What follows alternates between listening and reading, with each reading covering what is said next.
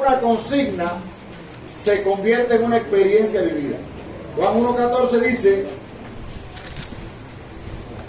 y aquel verbo fue hecho carne y habitó entre nosotros, y vimos su gloria, gloria como del unigénito del Padre, lleno de gracia y de verdad. Vuelvo a leer, y este texto es bueno que nos lo aprendamos de memoria, nos lo aprendamos de memoria. Y aquel verbo fue hecho carne y habitó entre nosotros, y vimos su gloria, gloria como del unigénito del Padre, lleno de gracia y de verdad. Les invito a orar.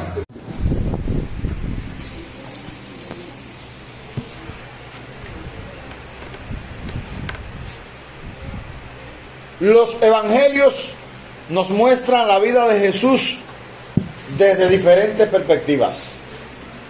Usted ve, cuando busca Mateo, Mateo presenta a Jesús como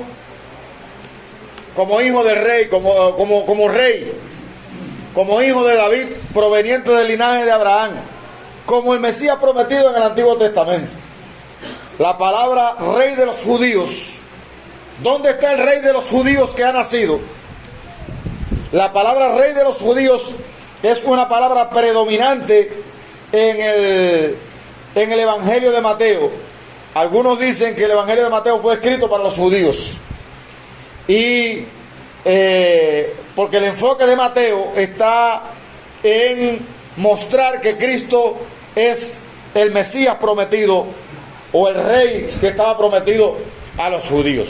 Marcos, que fue otro de los que escribió el Evangelio, presenta a Cristo como el siervo de Dios. Y él introduce su Evangelio diciendo que vino de Nazaret de Galilea. Marcos 1:9 habla de Cristo como que vino de Nazaret de Galilea. Y presenta a Cristo como el Hijo del Hombre. Lucas, o como el siervo.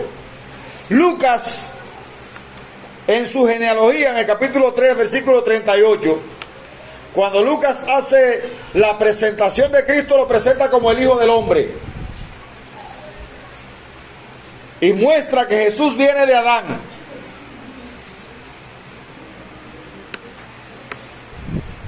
Estos tres primeros evangelios se enfocan más en lo que Jesús hizo y enseñó. Ahora, el cuarto evangelista, a estos tres evangelios anteriores que le mencioné, Mateo, Marcos y Lucas, se les ha llamado evangelios sinópticos, porque ellos hacen una sinopsis de la vida de Cristo y narran eventos que casi en todos los evangelios se narran de la misma manera, tal vez con algún detalle diferente, pero esos evangelios narran la vida de Cristo desde una manera, de una perspectiva biográfica. Ahora, Juan no presenta la persona de Cristo desde esa manera. Cuando Juan presenta a Jesucristo, ¿cómo lo presenta? Juan 1:1.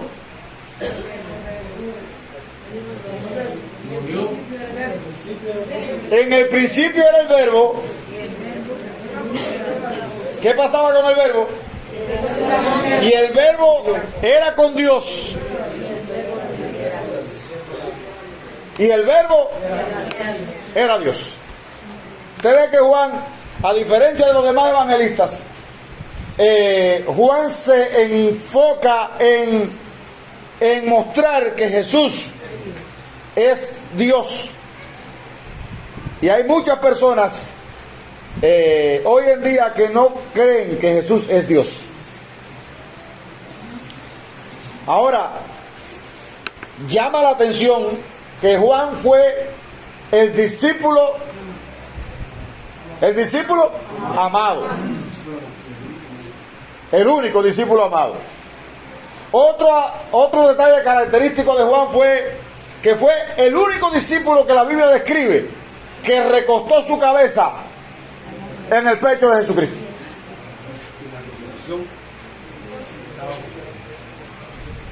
En la crucifixión fue el único que permaneció al lado de la cruz.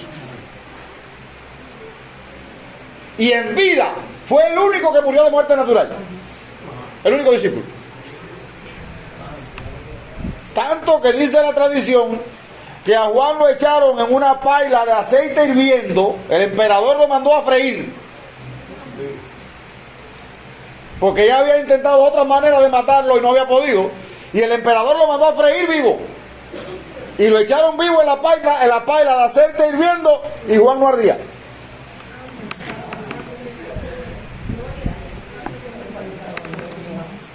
Y como vía de escape, el emperador lo mandó a desterrar para la isla de Patmos, que muriera allá comiendo caracoles. Y allá el Señor le dio a Juan la revelación del Apocalipsis. Amén. Aleluya. Es decir, que no importan las armas que esgriman los seres humanos para hacerle daño a los siervos de Dios. Cuando Dios está con sus hijos, no hay diablo que se lo ponga. Aleluya a Dios. Eso es verdad. No hay nada contra eso. Hermano, cuando usted lee la Biblia y usted puede percibir estas cosas, usted dice, vale la pena servir al Señor. Amén. Amén, aleluya. Ahora, este Juan, del que yo le estoy hablando, ese hombre que tuvo ese trato particular de Dios con él, porque todos los demás hablaron de hechos que Dios hizo, este hombre se enfoca en la persona de Cristo. Y usted ve que él termina diciendo, todas estas cosas se han escrito para que crean que Jesús es el Hijo de Dios. Que es la palabra más manipulada por los... ¿Cómo yo le dije que decía Juan Paul Washer que eran los testigos contra Jehová? No, eso no fue la palabra. Testigos sin Jehová. Testigos sin Jehová. Porque Juan se enfoca en mostrar que Jesús es el Hijo de Dios. Pero en esa palabra, ellos dicen que sí es el Hijo de Dios, pero que no es Dios. Ahora, hay que ver cuando Juan se refiere a que Jesús es el Hijo de Dios, a qué se refiere. Y usted puede verlo, creo que en Juan 5, allí cuando Jesús dijo que era el Hijo de Dios, dice la Biblia que los fariseos cogieron piedra para apedrearlo. Y le preguntaron, ven acá, ¿por qué ustedes me van a tirar piedras si yo qué mala obra yo he hecho? Dice, porque tú siendo hombre te haces Dios. Cuando hay un accidente, nadie está mejor calificado para dar testimonio del accidente que los que estuvieron allí. ¿No? Entonces nadie está más calificado para dar una opinión de lo que quiso decir la persona cuando estaba ahí que los que estaban allí presentes. ¿Qué entendieron ellos que Jesús estaba diciendo cuando dijo que era el Hijo de Dios? Que se estaba haciendo igual a Dios, que era tan Dios como el Padre. Y por eso querían matarlo. Ahora, antes de irnos allá, Juan aquí está diciendo, porque para ver su gloria es necesario que entendamos que Dios no comparte su gloria con nadie. Dice Isaías 42:8, yo Jehová, y a otro no daré mi gloria, ni mi alabanzas a escultura. Dios no comparte su gloria con nadie.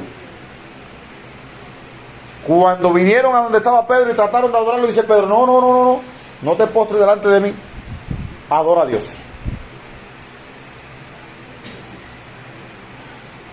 Y Jesús, bueno, antes no quiero pasar por encima de los pasajes bíblicos. Cuando Juan introduce la persona de Cristo, dice Juan, en el principio era el verbo, y el verbo era con Dios. ¿Y qué más dice? Ahí Juan está diciendo categóricamente a qué se está refiriendo. Primero la primera palabra que debemos entender es la palabra principio. ¿A qué principio se refiere ahí? A la creación. Al principio de la creación. En el principio de la creación estaba el verbo. Porque, ¿a qué otro principio usted cree que puede referirse? Entonces, en el principio era el verbo. Ese verbo al que se refiere ahí es a la persona del Señor Jesucristo. Ese verbo, y es importante, yo voy a dejar a los profesores, a Ania y a los demás profesores que se enfoquen en el término verbo. El verbo es la palabra central de una oración. Una oración sin verbo no significa nada. Por ejemplo, cuando yo le digo corre, eso es una oración. Es lo que denota acción. Sin embargo, si le digo el niño por el prado, ¿qué estaba haciendo? El niño corre por el prado, está diciendo lo que estaba haciendo. Entonces el verbo es lo que denota acción. Y vamos a dejar, en algún momento yo pienso que en esta Navidad vamos a hablar de eso, verbo, sustantivo, acción. Ahora, note que dice, en el principio era el verbo. ¿Qué más dice de ese verbo? El verbo estaba junto con Dios. Es decir, que aparte de Dios, en ese principio, estaba el verbo. Bueno, todavía no me diga que es Jesucristo, porque todavía no hemos llegado a la conclusión de que es Jesucristo. ¿En qué parte dice que es Jesucristo? Vamos a ver. 14. Aquí el verbo puede chocar. Ahí está. Pero bueno. No ha llegado. Lo que lo que quiero es que vayamos por la Biblia descubriendo, que dejemos que la Biblia hable. ¿Ah? El verbo estaba junto con Dios. ¿Y qué más dice? Ahí es donde radica el problema de los intérpretes. Ahí dice que el verbo estaba en el principio con Dios, pero también dice que ese verbo también era Dios. Y entonces eran dos dioses. Hay un historiador que se llama Gregorio, que afirma que los bienaventurados que son en la gloria se manifiesta y revela en el verbo eterno, que es la presencia de Dios increado. Repita la idea. Dice que los bienaventurados que son en la gloria, es decir, en la gloria de Cristo, se manifiesta y revela en el verbo eterno, que es la presencia de Dios increado. Muy bien. Ese verbo eterno es la presencia de Dios increado. Ahora, note que estaba diciendo, no son dos dioses. Bueno, al menos así lo creemos los cristianos, porque nosotros los cristianos sabemos que solo existe un Dios.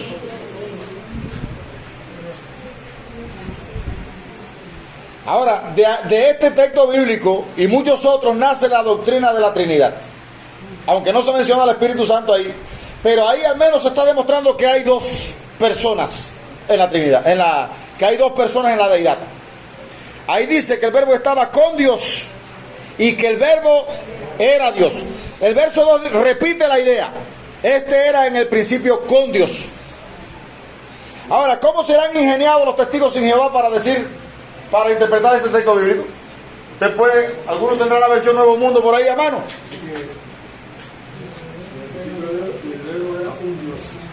La versión Nuevo Mundo dice, en el principio del verbo, el verbo era con Dios y el verbo era un Dios. Ahora, usted le pregunta a ellos, ¿y tú crees en Jesucristo? Sí, yo creo en Jesucristo. Entonces, ¿y tú crees que Jesucristo es un Dios diferente a Jehová? ¿Tú crees en dos dioses? Pues en un Dios. No, yo creo en un Dios, Jehová. Y está creyendo en Jesucristo, que es Dios también. ¿No? O un Dios inferior, según tu interpretación. Está creyendo en un Dios superior y en un Dios inferior. Entonces tú eres politeísta. Tú no crees en un solo Dios, tú crees en dos dioses. ¿Sí o no? Sí. Entonces, porque ellos ponen que el verbo era un Dios. Ahora, nosotros lo interpretamos de manera diferente. Nosotros creemos que cuando la Biblia habla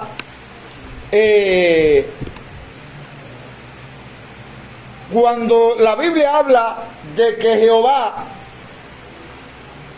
creó los cielos, en el principio creó Dios los cielos y la tierra. Desde ahí mismo, del primer versículo de la Biblia, está en el lenguaje original, está dando a entender de que Dios está compuesto por una comunidad. no por una persona. Achat es lo que se usa ahí. Incluso cuando Dios dice, hagamos al hombre a nuestra, fíjese, hagamos en plural. Si Dios estuviera solo, hubiera dicho, yo voy a hacer. Él dice, hagamos al hombre a nuestra, ahí está en plural, imagen, conforme a nuestra semejanza. ¿Con quién estaba contando Dios para crear?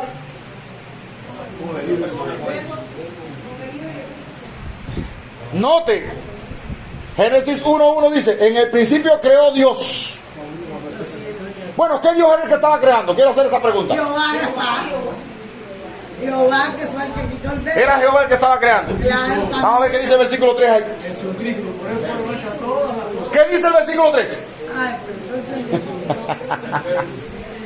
No, porque cuando Por favor, ¿qué dice el versículo 3? No, del capítulo 1 de Juan. ¿Por quién es él ahí? ¿De quién está hablando Juan? En el principio era el verbo estaba junto con Dios, ese verbo también era Dios. Por ese verbo fueron hechas todas las cosas. Entonces era Dios. Jehová. Sí, entonces claro que lo dije bien. Oiga, esta mujer es cayonera.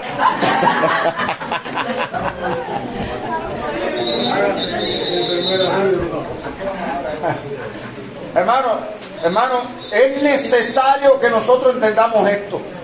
Y ojalá que cuando lleguen tocando la puerta, ahora pasaron 3 por ahí, cuando lleguen tocando la puerta de nuestra casa, podemos decirle, bienvenido. Viene a predicar el Evangelio. Adelante. El Evangelio. Cristo murió por nuestros pecados. Resucitó al tercer día. ¿Quién es Jesucristo? Es doctrina cardinal de los evangélicos que Jesucristo es Dios. Y es tan Jehová como el Padre. ¿Y usted sabe quién lo está diciendo? No un Juan de los Palotes. Juan, el discípulo amado, el hombre que mejor experiencia tuvo a los pies de Cristo.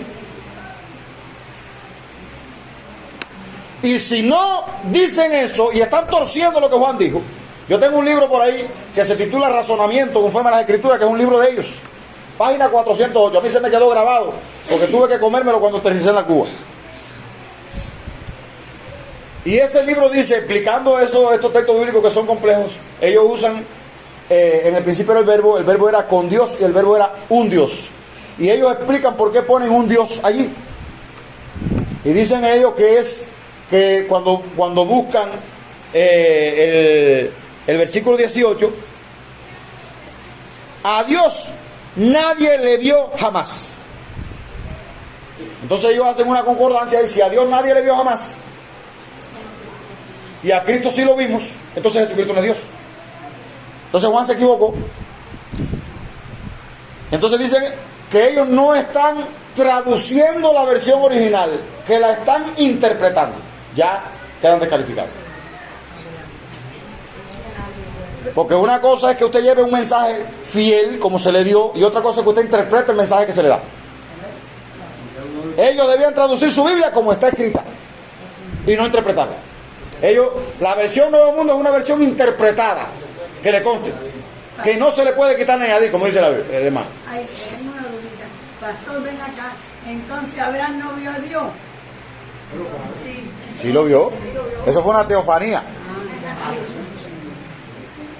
Ahora, hermano, note que Juan está diciendo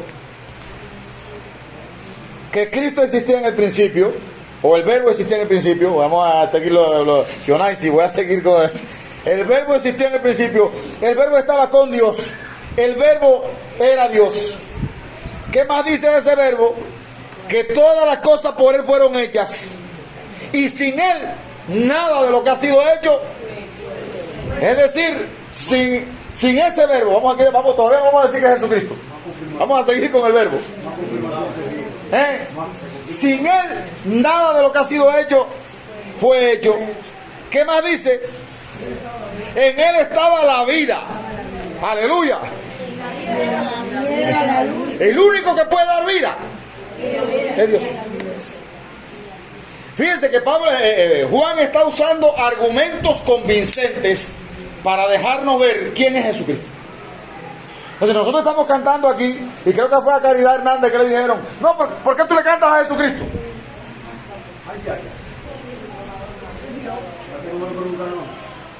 me lo preguntan a mí, tú sabes.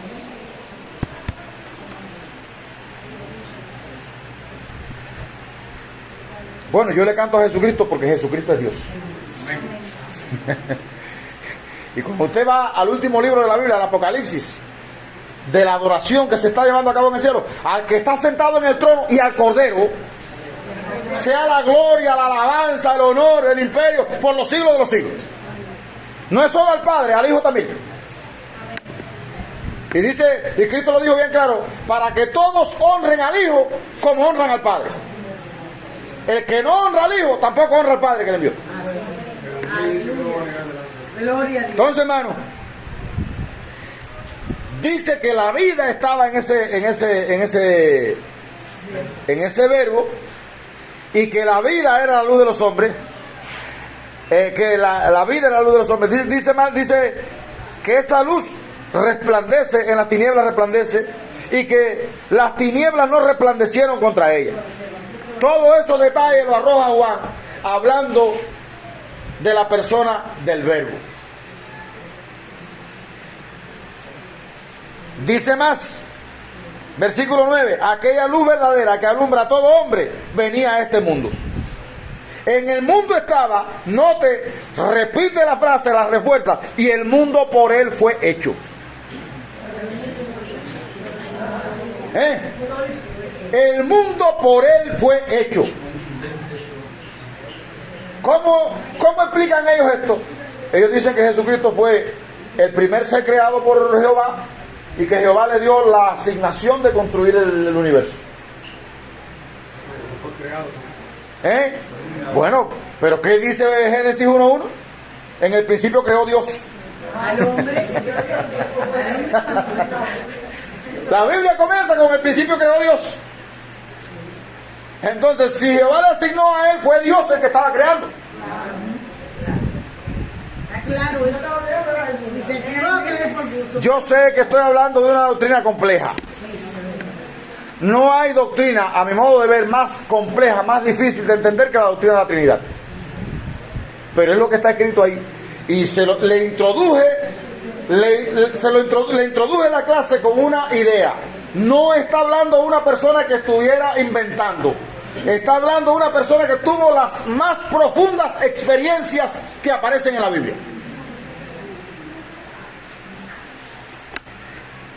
Si usted quiere lo toma, y si no, créale el cuento a los que andan por ahí tocando puertas.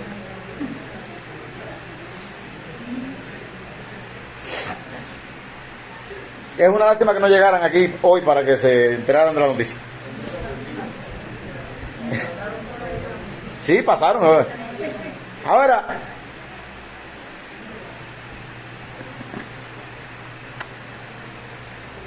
en el mundo estaba, el mundo por él fue hecho. Hubo un problema con eso. El mundo no le conoció.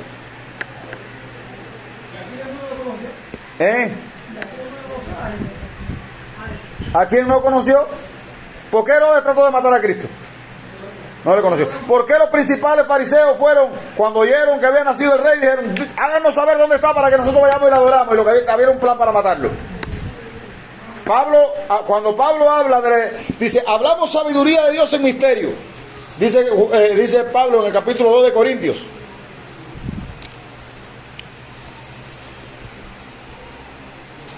Dice Pablo, sin embargo, hablamos sabiduría entre los que han alcanzado madurez. Y sabiduría no de este siglo, ni de los príncipes de este siglo que perecen. Mas hablamos sabiduría de Dios en misterio. La persona de Cristo es un misterio. Nadie va a lograr entender a plenitud la persona de Cristo hasta que no esté en la gloria con Él. Hablamos sabiduría de Dios en misterio. La sabiduría oculta, la cual Dios predestinó antes de los siglos para nuestra gloria. La que ninguno de los príncipes de este siglo conoció, porque si la hubieran conocido, nunca habrían crucificado al Señor de gloria. Si ellos hubiesen sabido quién era el que estaba allí, no hubiesen atentado contra Jesucristo.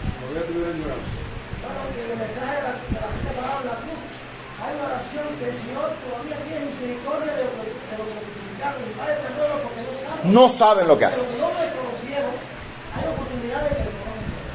Entonces, hermanos,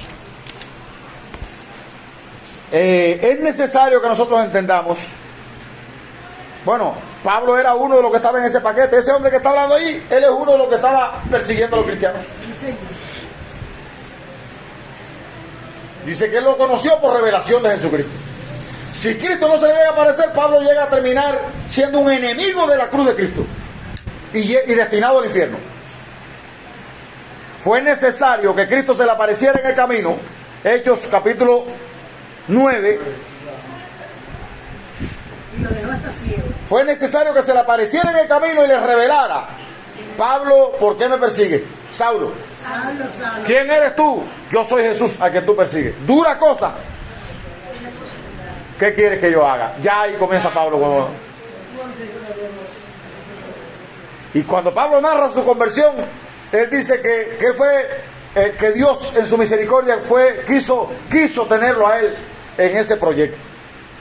Pero Pablo hubiese muerto luchando contra Jesucristo. Y así hay muchas personas hoy en día que están todavía, que no saben quién es Jesucristo. Aquí vino una persona que nos visitó no hace mucho, y fui a visitarle y me quedé esperándola. No ha regresado acá, pero esa persona cree que Jesucristo no es Dios. Ideal hubiese sido que llegara en un momento como este, aunque bueno, toda la Navidad vamos a estar hablando de vimos su gloria. Entonces, es natural que si Cristo es Dios tenga gloria. Eso es natural. Ahora, ¿qué más dice de Jesucristo? Bueno, note, el mundo por él fue hecho, pero el mundo no le conoció. A lo suyo vino,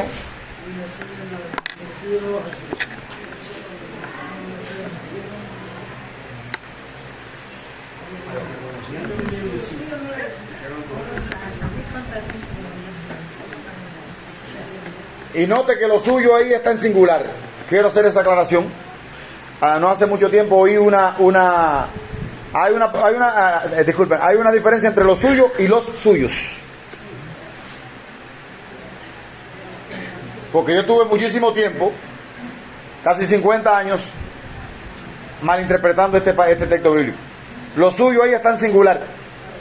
El primer lo suyo. No, dice a los suyos. Los suyos es el segundo lo que hay ahí. Cuando es con ese que es mucho. Exacto. Y entonces ella lo suyo vino, ¿qué se refiere a lo que él vino a hacer? Lo suyo es su misión. A lo suyo vino. Cristo vino a cumplir una tarea asignada por el Padre.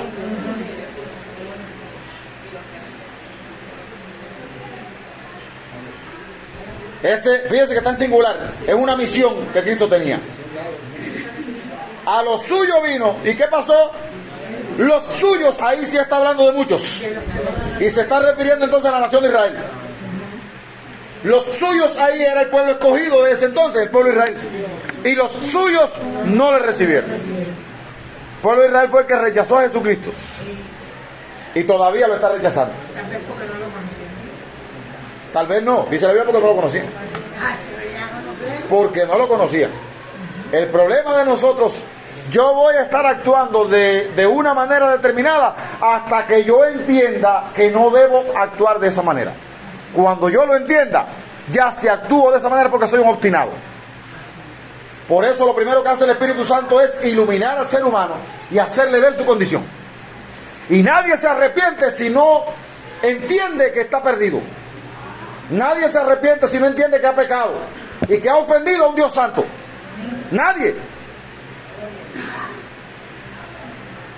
Lo primero que tiene que tener una persona es que hay un Dios que lo creó y que el pecado lo ha separado de Dios y que ha ofendido a Dios y está destinado a ser materia prima del infierno si no se arrepiente. Y esa obra, ¿quién la hace? El Espíritu Santo.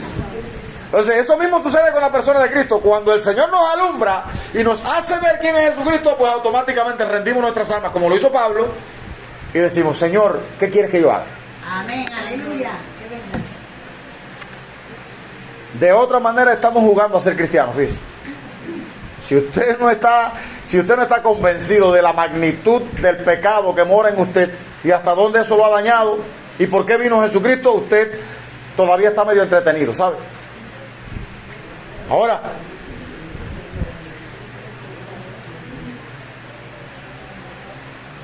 dice, aquí habla de su misión. A los suyos vino, los suyos no le recibieron, mas a los que le recibieron, a los que creen en su nombre, les dio la potestad de ser hechos hijos de Dios. Y ahí está lo suyo.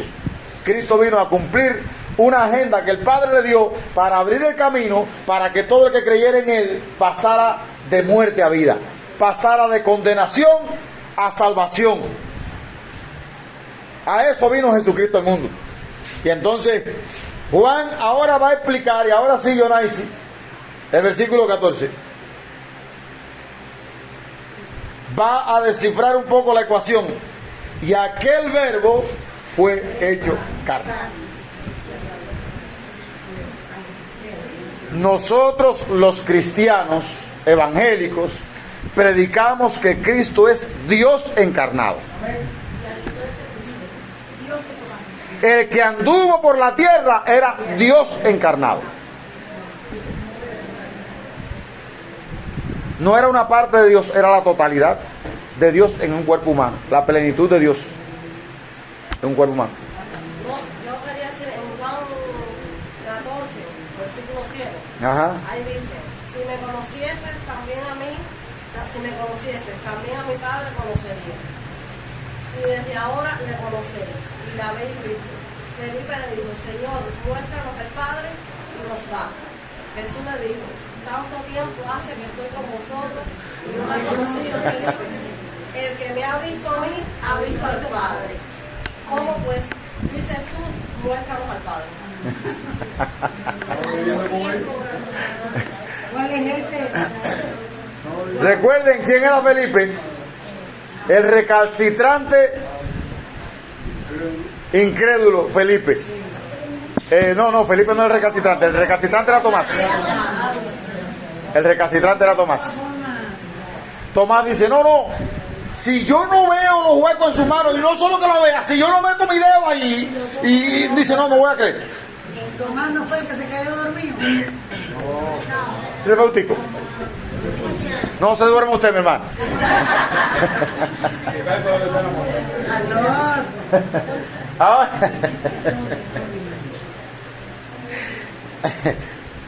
Ahora, hermanos,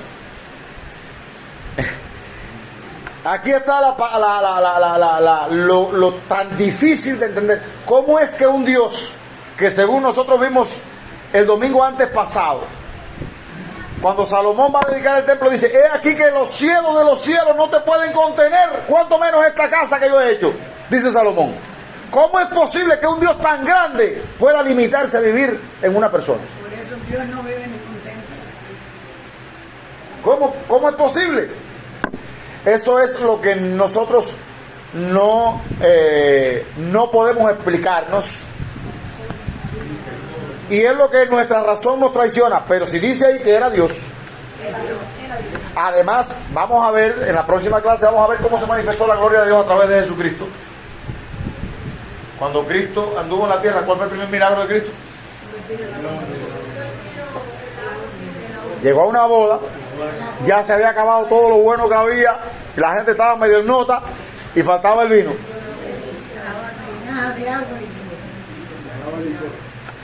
Entonces, usted va a ver que la gloria de Dios se manifiesta a través de Cristo mientras Él anda por la tierra. En todos los lugares donde fue y donde quiera que estuvo, su gloria se estuvo manifestando. Y ahí estaban los discípulos cuando dice, y vimos su gloria.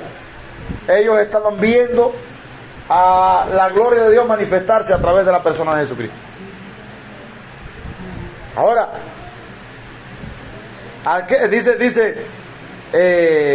dice, acá el verbo fue hecho carne. Algunos usan el término se tabernaculizó.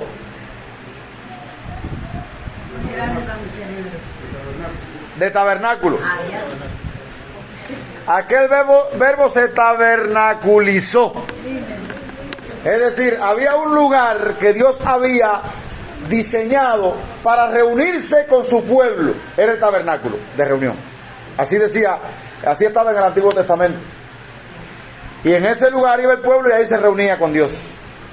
Entonces Cristo vino y tomó un cuerpo humano, aleluya, tomó un cuerpo humano para venir a reunirse con la demás raza humana, con toda la demás raza humana. Y eso fue cuando Juan dice, fue hecho carne, habitó entre nosotros, no se fue para Marte a vivir.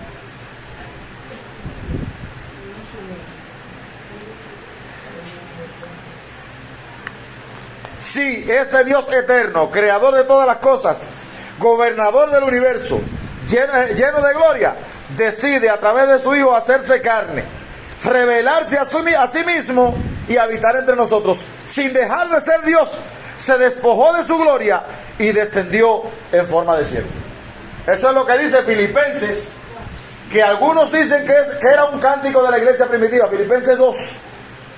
Haya pues en vosotros este sentir que hubo en Cristo Jesús, el cual siendo en forma de Dios, no estimó el ser igual a Dios como cosa que aferrarse, sino que se despojó, dice el apóstol Pablo,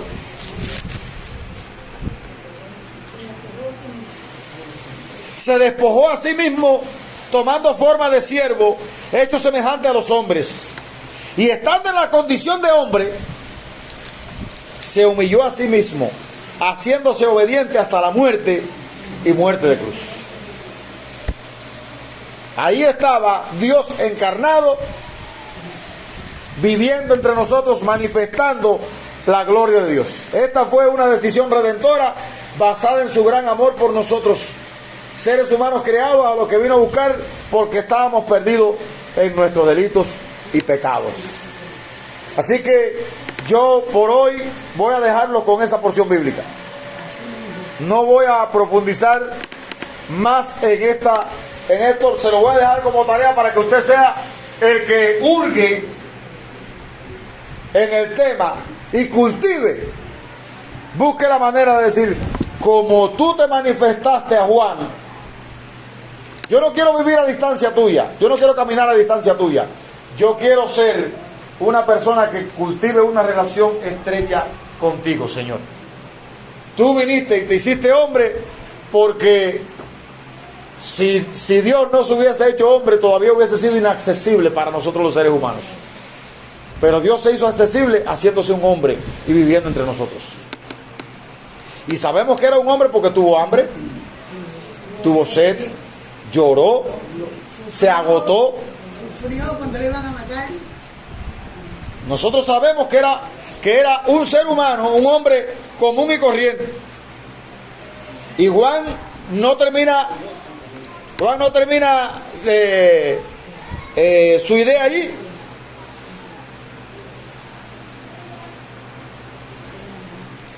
Quiero que note que ahí se dice cuál era la condición de ese verbo.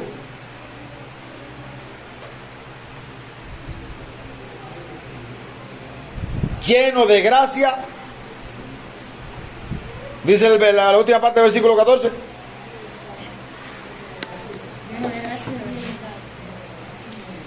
Lleno de gracia y de verdad. El problema de la ley, allá vamos, hermano. El problema de la ley era que la ley estaba llena de verdad, pero en la ley no había gracia. El mandato estaba ahí y había que cumplirlo, y el que no lo cumplía se iba del aire. Ahora, Cristo es la combinación perfecta para que el ser humano pueda acatar la ley de Dios y pueda vivirla. Dice ahí que Cristo estaba lleno de gracia y de verdad. Y a Mauri me estaba diciendo, mi hermano Mauri. El versículo 18 que ilustra eso de una manera increíble. A Dios nadie le vio jamás. El unigénito Hijo, que está en el seno del Padre, Él le ha dado conocimiento. antes de llegar al versículo 18, del versículo 17, dice, pues la ley por medio de Moisés fue dada, pero la gracia y la verdad, fíjense que repite, Cristo vino lleno de gracia y de verdad. ¿A qué vino lleno de gracia y de verdad?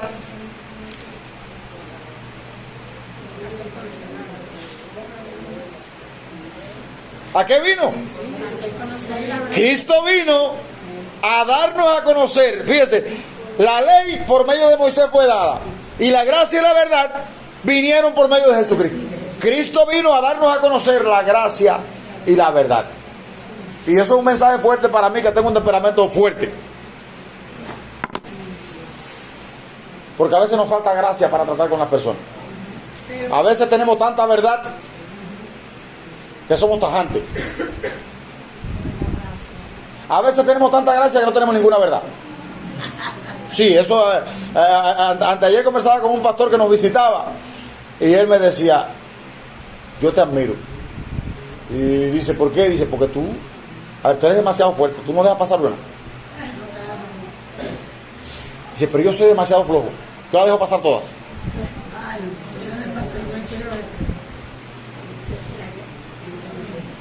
Dice, lo que tenemos que hacer es trabajar con el carácter de nosotros,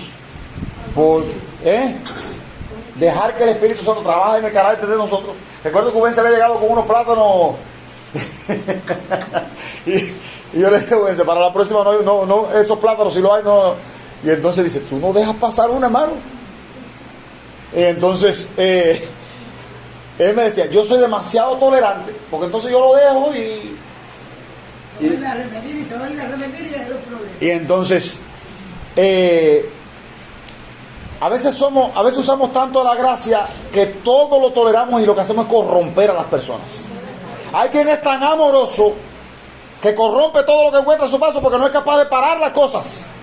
Pero hay quien es tan legalista que apenas le amuga la oreja, ahí está con la espada para cortarla.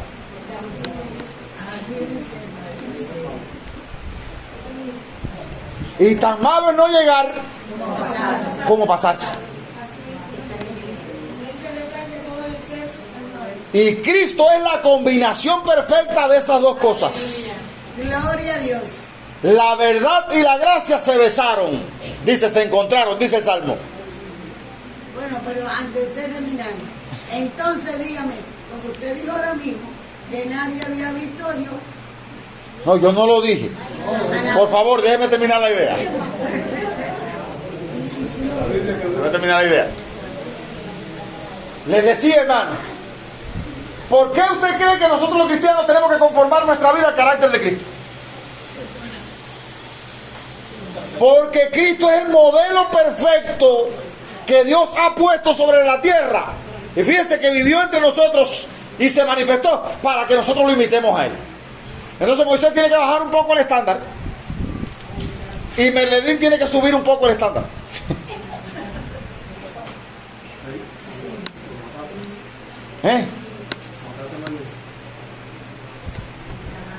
Nosotros tenemos que valorar la manifestación perfecta de lo que Dios quiere que nosotros seamos. Está en Cristo Jesús.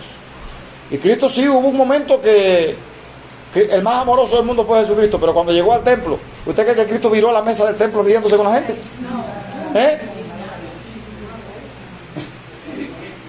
Miren a Cristo con un látigo en el templo. Y la gente vendiendo y la bulla, compro oro, compro plata, compro no sé qué cosa. El que quiera su pedacito de pernil, aquí lo tiene. Aquí hay ají para el que quiera especia. No, el frijol, y era un mercado lo que habían hecho. Y Cristo llega y se encuentra eso y dice, mi casa, ¿qué casa de oración la tienen para esto? ¿Usted se imagina cómo fue Cristo para allá? Ay, mijito, pero no ustedes. Yo me imagino que Cristo fue y se quitó el cinto.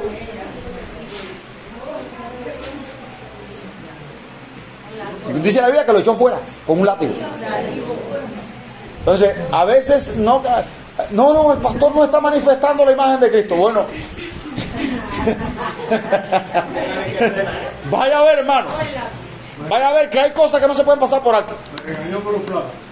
El juez no se sintió, perdón mi hermano, delante de todo el mundo. No, porque ya Wense, ya otra vez con otro plátano me había pasado y no se acabó.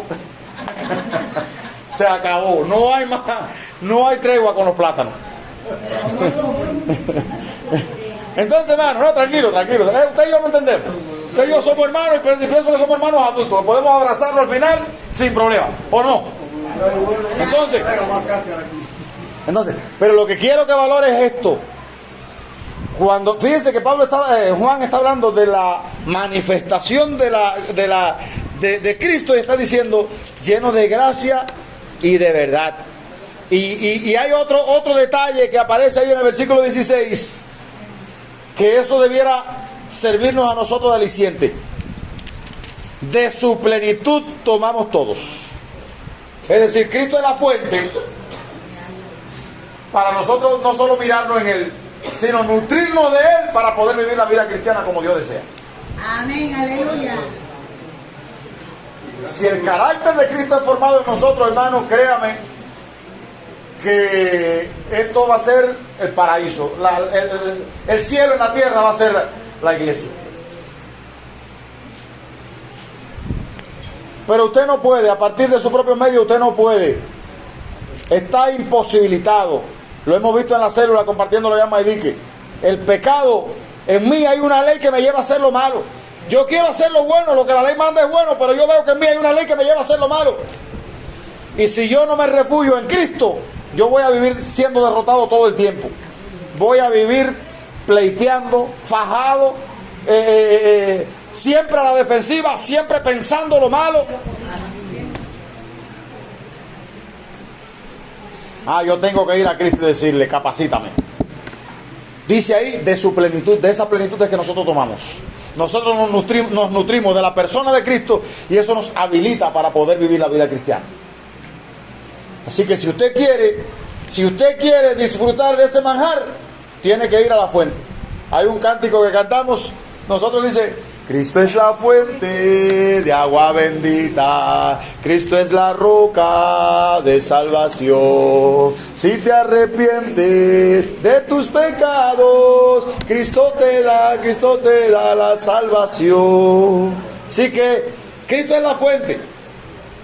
Cristo le dijo a la samaritana que bebiera de esa agua, del agua que Él le daría, nunca más tendría sed. Entonces cuando dice de su plenitud tomamos, está diciéndonos que de esa gracia y verdad que hay en Cristo nosotros nos nutrimos para poder vivir la vida cristiana. Y usted tiene que estar claro, hermano, que sin Cristo, Él lo dijo bien claro, sin mí nada podéis hacer. Y por último, de mi hermano Mauri, que dice el versículo 18, a nadie Dios le vio, a Dios, ahí a Miriam, a Dios nadie le vio jamás. Eso lo dice ahí, Juan 1:18. Entonces lo dice, déjame decir usted grabando. ¿Sigue? ¿Qué más dice el texto? Porque el texto no se para. El Hijo único que está en el seno del Padre, Él le ha dado a conocer. A Mauri va a decir ahora puede argumentar lo que va a decir. Sí, a ver, eso es tremendo. Se hizo carne y ese término ahora ahí 18. El Dios invisible se hizo visible. El infinito se transformó al tiempo. Todos los atributos de Dios que se conocían en el Antiguo Testamento están ahí en la persona de Jesucristo.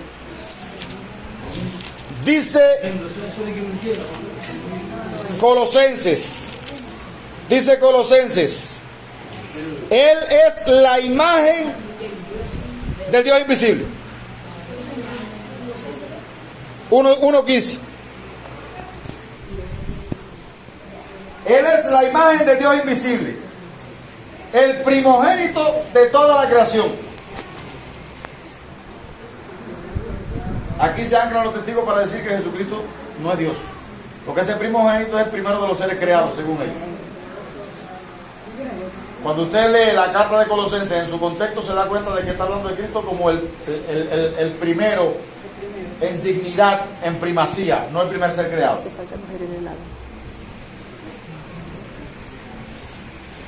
Y el versículo 16 le explica, porque en él fueron creadas todas las cosas, las que hay en los cielos y en la tierra, las que hay en la tierra, visibles e invisibles, sean todos, sean dominios, sean principados, sean potestades. Todo fue creado por medio de él y para él. No para el Padre, para él. Entonces Dios. Y la otra cosa que dice Colosenses 2:9, doctrina cardinal de nosotros. Porque mirad, dice el versículo 8, mirad que nadie os engañe por medio de filosofías y huecas sutilezas según las tradiciones de los hombres, conforme a los rudimentos del mundo y no según Cristo, porque en él habita corporalmente toda la plenitud de la deidad. ¿Sabe lo que está diciendo el pasaje bíblico? El Dios completo habitó en Cristo.